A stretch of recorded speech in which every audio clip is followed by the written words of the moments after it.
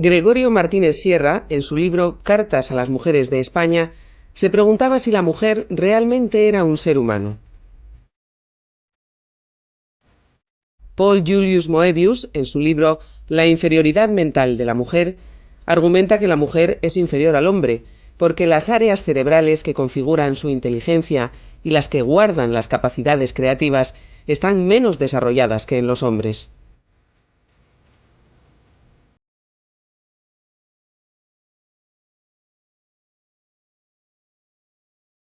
Ángel Pulido Fernández, en su libro Bosquejos médico-sociales para la mujer, defendía que la esterilidad prolongada podía ocasionar infidelidad, locura, divorcio y suicidio.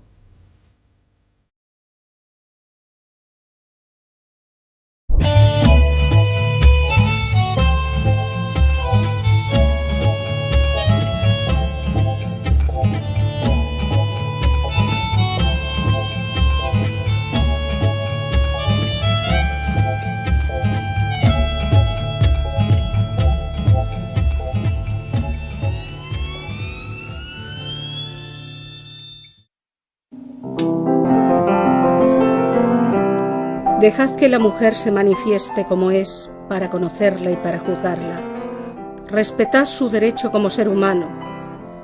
Yo me he regocijado pensando que esta Constitución será, por su época y por su espíritu, la mejor hasta ahora de las que existen en el mundo civilizado, la más libre, la más avanzada.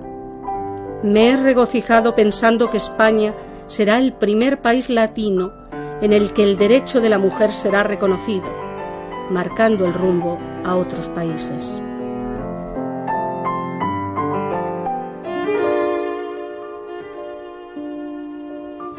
El Ateneo era una especie de parlamento paralelo en el que se podían expresar las ideas que no tenían cabida en el Congreso de los Diputados. En 1926, Primo de Rivera cierra esta institución por considerarla un foco de rebeldía contra el orden público. Propone el nombre de Clara para ser la nueva directora de una institución similar, pero controlada por el gobierno, cargo que ella rechaza. La esperanza de vida en las mujeres cuando nació Clara era de 35 años. En 1931 ella ya tenía 43. A comienzos del siglo XX, algunas mujeres ya empiezan a estudiar en universidades en Madrid y Barcelona. La madre de Clara era modista y la abuela portera de edificio. Con 13 años, Clara había terminado los estudios elementales en un país mayoritariamente analfabeto. Con 33 años, inicia el bachillerato. Lo termina en 4 años y empieza Derecho. Ser mujer consistía en ser una buena madre y una servicial esposa. Las solteronas estaban muy mal miradas. El marido tenía el poder de administrar los bienes de la mujer, de representarla, de darle licencia para comprar o vender cualquier bien. Si, por ejemplo, una mujer regentaba un negocio antes de casarse, necesitaba el permiso del marido para poder seguir haciéndolo después del matrimonio. Yo salía a la noche, pero a la tarde tenía que estar limpiando. Mi hermano se libraba de todo, porque como era un hombre, pues se libraba de todo esto, de limpiar por la tarde, de hacer sus cosas. Y bueno, la vida en general, pues de las pocas mujeres que tomábamos parte en la lucha, digamos, eran más o menos parecidas a la mía. En casas de educación ancestral, que creían que todo el trabajo de casa lo tenía que hacer la mujer, y el hombre, pues cuando llegaba pues a leer y demás. A mí también me gustaba leer. La escritora Emilia Pardo Bazán, en 1889, denuncia en la Sorbona la crítica situación en la que vivían las mujeres en nuestro país. Analfabetismo, mendicidad, prostitución, servicio doméstico y matrimonio como única alternativa. Creía en una educación en igualdad que debía ser absoluta a todos los niveles y que se tenía que poner en marcha de forma inmediata. Cuando yo era pequeña, mira, ustedes no se lo pueden ni imaginar, ni imaginar. La mujer era un auténtico cero a la izquierda. Yo lamentaba mucho haber nacido mujer. Yo decía, ay, pero ¿por qué no habré nacido yo hombre? y estaba muy pesarosa de haber nacido mujer. Pero un día caí en la cuenta de que los hombres no pueden ser madre. Y yo dije, bueno, si yo fuera hombre no podría tener bebés. Y entonces más vale ser mujer y tratar de luchar a como dé lugar para que esta situación cambie.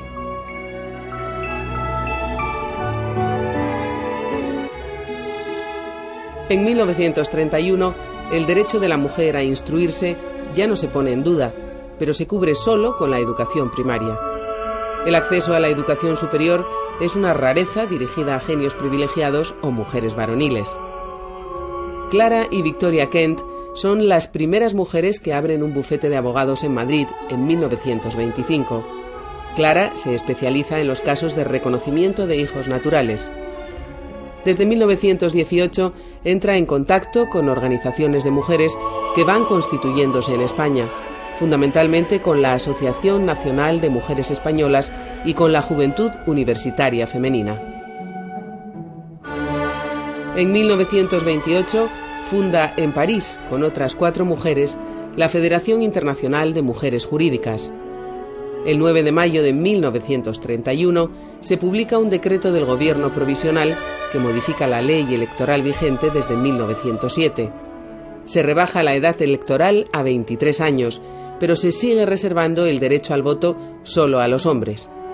Las mujeres pueden ser elegidas, pero no se les permite elegir, es decir, son capaces para legislar, pero incapaces para depositar su voto en las urnes.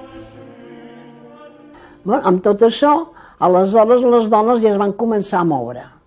Es van començar a moure, sobretot les intel·lectuals per un cantó i les dones dels sindicats per un altre.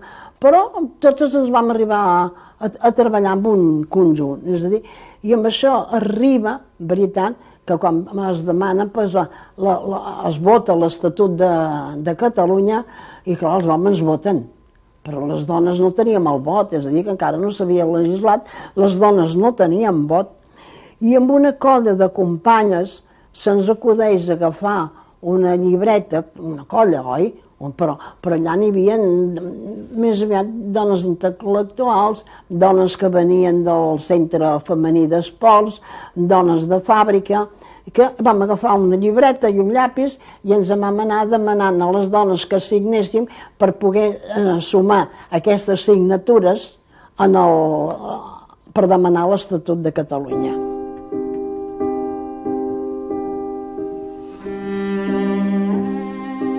Yo creo que el movimiento sufragista fue un gran paso en avance a la consecución de derechos que, como decía Clara, son derechos naturales por ser seres humanos y que en aquella época no disponíamos. Quizás en España el movimiento sufragista, como otras cosas, vino con un poquito de retraso respecto de otros países de la Unión Europea. Y fue también un movimiento, yo creo que más débil o más debilitado, no fue un movimiento tan fuerte y tan consolidado como se pudo dar en otros países como Inglaterra. Pero sin duda fue importante, porque si no se hubiera producido en ese año, pues a lo mejor todavía hoy deberíamos estar luchando y trabajando por esa consecución del voto femenino. La necesidad del voto femenino yo creo que es importante para conseguir pues esa igualdad en todas las acciones concretas que se desarrollan desde los poderes de decisión. En cuanto a la figura de Clara Campoamor, yo creo que fue decisiva e importante y además atrevida. Incluso ahora nos parece atrevido posicionarnos en contra de la posición de nuestro partido, y ella lo hizo para la defensa como mujer del derecho al voto, y se enfrentó también con otras mujeres. Desde 1929, Clara milita en Acción Republicana, pero abandona finalmente. Con 43 años se hace diputada por el Partido Radical de Leroux, que le promete la igualdad de derechos para ambos sexos. Consigue su escaño en las Cortes Constituyentes con el voto de 52.731 hombres el 28 de junio de 1931. También lo logran Victoria Kent y Margarita Nelken. Otros escaños estaban en posesión de personajes como Ortega y Gasset, Besteiro, Unamuno y Alcalá Zamora. El 14 de julio de 1931 se reúnen las Cortes Constituyentes.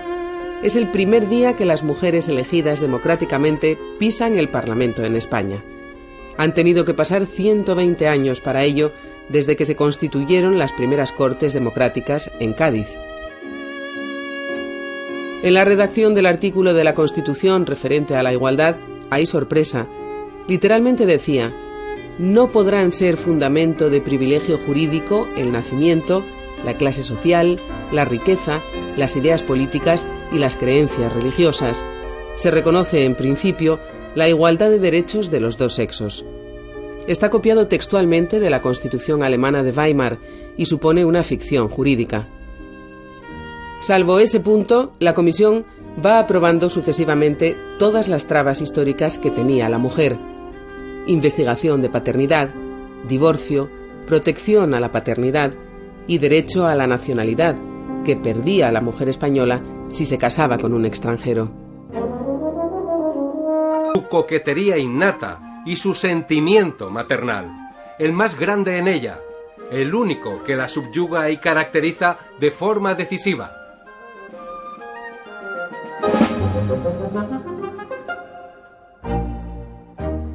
Creo que ese discurso que dio Clara Campoamor aquel día en el Congreso de los Diputados deberíamos de leernos todos de vez en cuando y pues aprender un poco de ese coraje a la hora de debatir determinados temas en el Parlamento. Si las mujeres españolas fuesen todas obreras, si las mujeres españolas hubieran atravesado ya un periodo universitario y estuvieran liberadas en su conciencia, yo me levantaría hoy frente a toda la Cámara para pedir el voto femenino. Pero en estas horas yo me levanto para decir lo contrario, y decirlo con toda la valentía de mi espíritu, afrontando el juicio que de mí puedan formar las mujeres que no tengan este fervor y estos sentimientos republicanos que creo tener. Es por esto por lo que claramente me levanto a decir a la Cámara: o la condicionalidad del voto o su aplazamiento. Hoy, señores diputados, es peligroso conceder el voto a la mujer.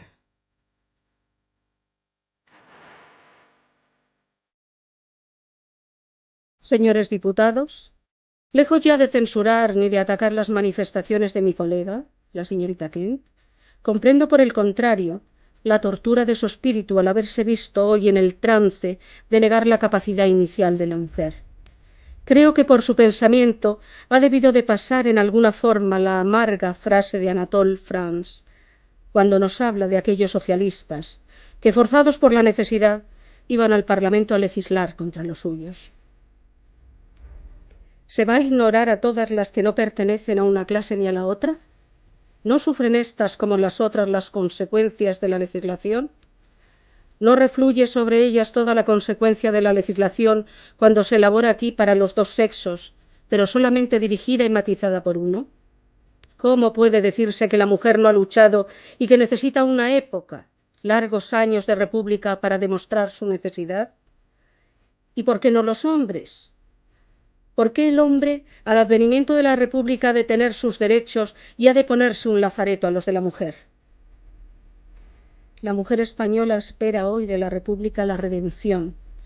No cometáis un error histórico por el que no tendréis nunca bastante tiempo para llorar, al dejar al margen de la República a la mujer, que está anhelante, aplicándose a sí misma la frase de Humboldt, de que la única manera de madurarse en el ejercicio de la libertad y de hacerla accesible a todos es caminar dentro de ella. Uno de los momentos más conocidos, por lo menos, ¿no?, o más divulgados por la prensa, del debate sobre el derecho electoral de los españoles y el reconocimiento del voto a las mujeres fue precisamente el enfrentamiento entre Clara Campoamor y Victoria Kent, que se produjo el día 1 de octubre de 1931. El enfrentamiento tenía, por un lado, el morbo de ver a dos de las tres diputadas que había enfrentadas, manteniendo posturas distintas. Clara Campoamor defendía el proyecto, el texto del artículo 36, tal como se había elaborado en el proyecto de Constitución, que daba igualdad de derechos electorales a hombres y mujeres, mientras que Victoria Kent entendía, como lo hacía otro importante grupo de diputados republicanos, que era un momento inadecuado para conceder el voto a las mujeres en igualdad con los hombres, porque, dada su nivel de analfabetismo, dado su apego a la Iglesia, iba a ser un elemento de apoyo a los grupos de derechas, más que de apoyo a la República. Y que, por tanto, la mujer española necesitaba primero convivir con la República para ver qué bienes le daría la República antes de tener derecho al voto, para no poner en peligro el proyecto político transformador que traían los republicanos. Por eso Victoria Kent lo que propone es retrasar el reconocimiento del voto a las mujeres hasta que éstas se den cuenta que la República merece la pena apoyarla y votarla, para así quitar votos a la derecha. Por eso el enfrentamiento de ellas del octubre del 31 fue muy seguido por las mujeres que llenaban la tribuna de las Cortes, fue muy seguido por la prensa y fue quizás el momento que levantó más morbo y más tensión dentro de las Cortes por ver a ellas enfrentadas. Yo creía que en ese momento no era momento de conceder el voto, no decía yo negar eso, en ese momento vamos a esperar, ahí está lo que yo dije, vamos a esperar que la mujer se identifique con la República y que la mujer se identifique con los problemas sociales. Yo decía, la mujer necesita un ideal y eso hay que inculcarle el ideal que creamos que es conveniente para nuestra patria.